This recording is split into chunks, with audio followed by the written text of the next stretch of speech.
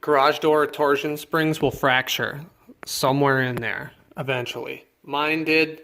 I bought a spring, it was the wrong one. I installed it, and this spring was too powerful, and it didn't actually have the adjustability in it that this door requires.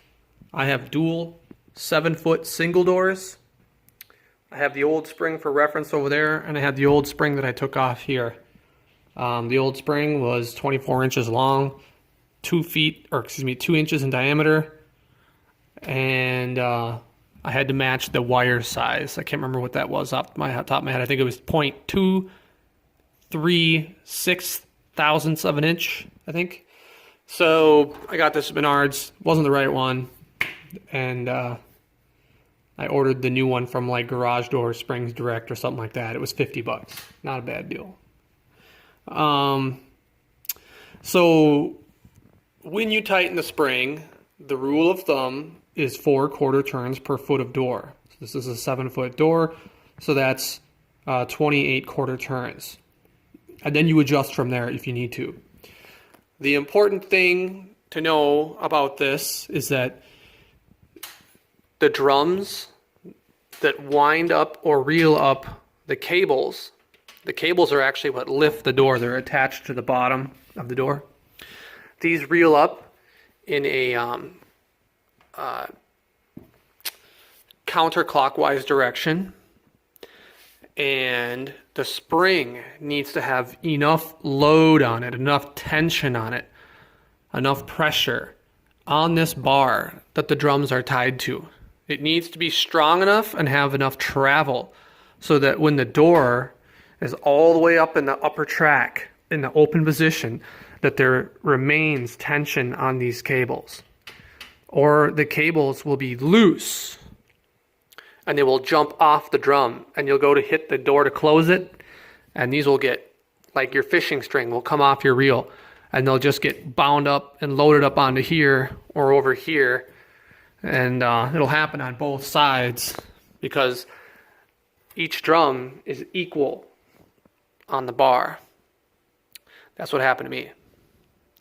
I had this at 28 turns. I thought it was perfect, but the problem was there was so much tension in this spring that it wanted to lift the door on its own without any help from me, which is a problem, because then it takes up the 1/4 inch or 1/8 inch of slack on your belt drive or chain drive, whatever you have. This is a belt. Takes up that slack in here. So it's like literally pushing this mechanism back, which was giving me like a 1/4 inch gap at the bottom. And so I pulled the string, the manual disconnect from the drive mechanism, and the door just wanted to lift. I had to grab it so it didn't race back and smash the opener motor. So that's how I kind of learned about this. These are under tremendous tension. Well, reasonably good tension. This could break your finger, break your jaw, poke your eye out, crack your skull, depending on how tight these are. This is at 28 quarter turns. It's reasonably tight.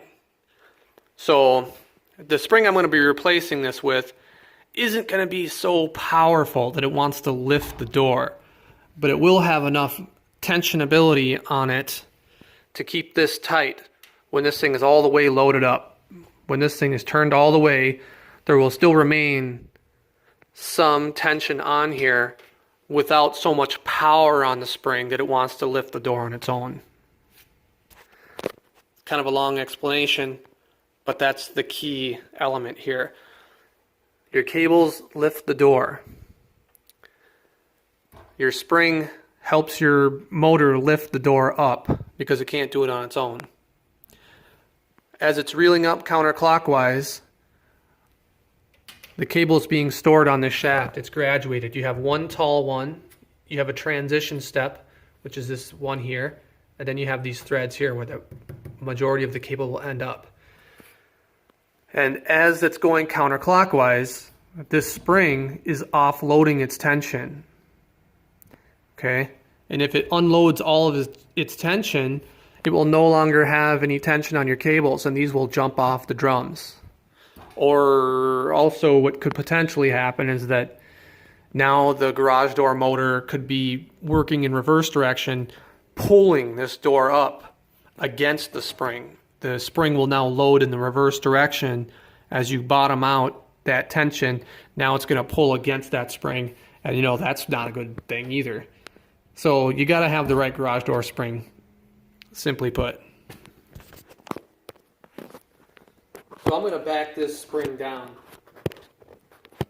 from where it's at,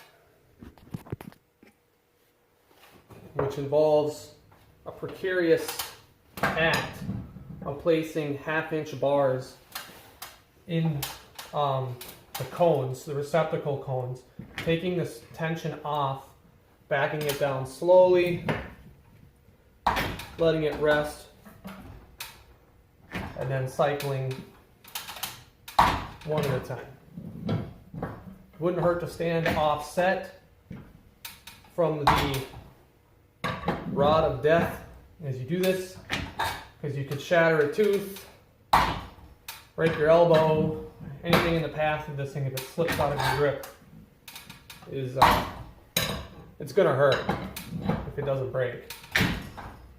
We gotta do this total of 28 times. Just make sure you're seated all the way in here. I got this shaft from Menards for pretty cheap. Cut it in half. I think they're 16 inches each.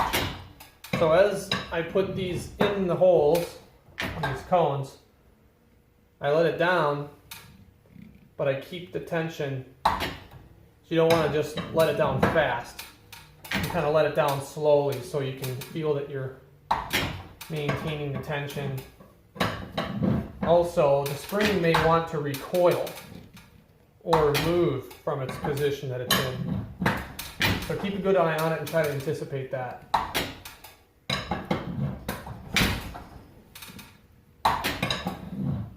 Anybody can do this. You don't got to be a contractor. But you should have health insurance and patience and confidence and cheap enough that you don't want to spend money on something that you can do yourself. Starting to get real loose. You got to undo these. I think they're about a 10 millimeter work for me, but they're square bits. We're getting there. Woo! See, that one almost fell out on its own. At a certain point, there won't be enough spring tension in there to hold your bars in on the all the way down position. So you're going to have to start holding them.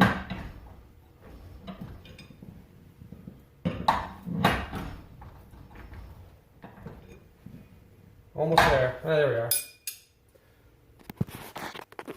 Spring is released. Now I got to take this off in order to get the spring out. You can see the sides in the spring. This is the wrong one. This is the right one.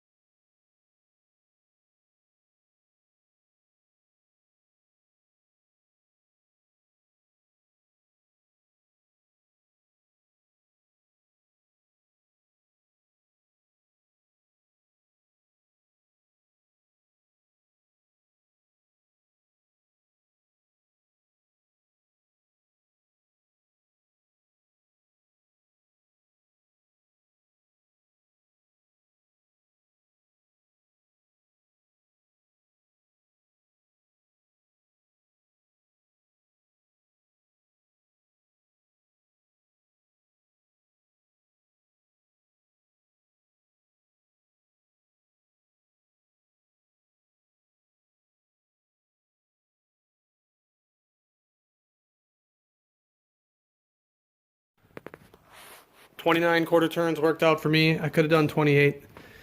But the spring is going to relax a little bit. The door closes it by itself.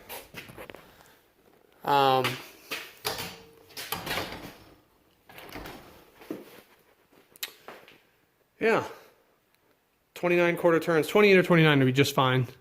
You'll fine tune it. You open and close it a couple times. You figure out that you're right in there. It's right around there. That equation seems to be absolutely perfect, if you ask me. So yeah. At this point, you feel free to have a brouhaha, or a political fight on the internet with somebody, or just tell everyone you know how to do this now because you're such a smart guy. Whatever floats your boat. I'm going to have a cup of coffee.